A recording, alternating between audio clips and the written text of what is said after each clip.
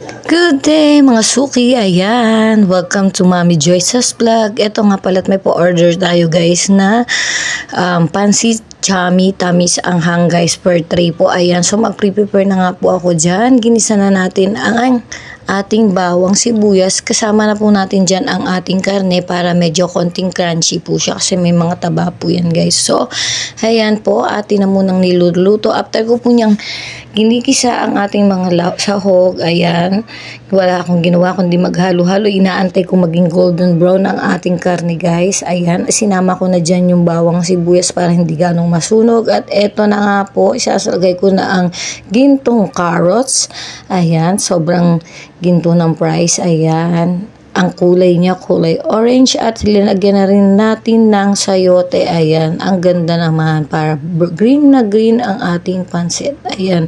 At nilagyan ko na rin pala dyan ng chicharo guys, ayan, ang gintong chicharo, ang maharlikang chicharo. And then after nyan, linagyan ko na ng oyster sauce para mas malasa ang ating pansit, at linagyan ko na din yan ng very generous na paminta guys, ayan. So ayan yung nagsisilbi ko kasing pampaanghang sa ating pansit chami guys. So madami talaga akong maglagay ng paminta guys, ayan. So halo-halo lang until medyo konting parang ano lang, medyo lumambot lang ng konti si gulay, ayan.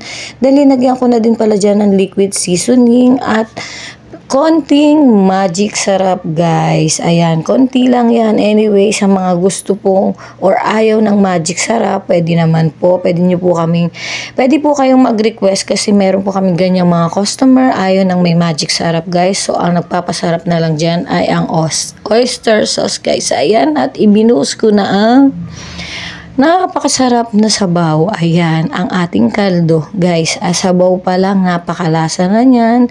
At yan, after po natin dyan ibuhos, ay ilagay ang kaldo at pakuluin. Linagyan natin ng isang kutsarang asukal para po pang-balance at tamis. Ang hanga po ang labanan ng ating pansit, ayan. At ibinuhos ko na dyan yung chami, ayan. After nyan, halo-halo lang guys, yung parang palubugin lang natin siya ron sa kaldo, pakapitin natin siya ng konti.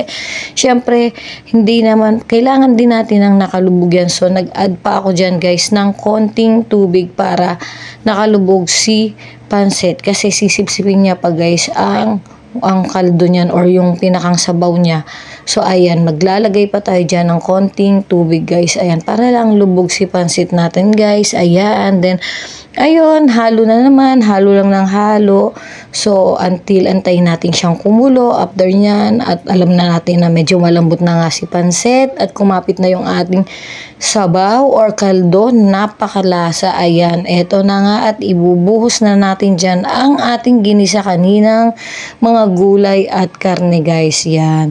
So, ayan po, halo lang tayo ng halo hanggang sa ayan na nga, kumapit na at binuhusan na natin siya ng pang-final na kulay. At ang ating repolyo, o pwede rin pong pechay bago. So, yung naka-prepare ko ngayon is repolyo kasi yan lang yung available ko dito sa kusina. Ayan. Eto at hinalo-halo yan. Inahon ko na nga po yan kasi baka ma-overcook si pansit. Then, ayan, i-prepare ko na po yan sa ating tray guys. Ayan. After i-prepare ko yan guys sa tray, ayan, isalin na natin. Linagyan ko po yan ng toppings na lechong kawali guys. Ayan. Nagbudbud po ako dyan ng lechon kawali guys. Ayan, that's it. Ayan. Thank you.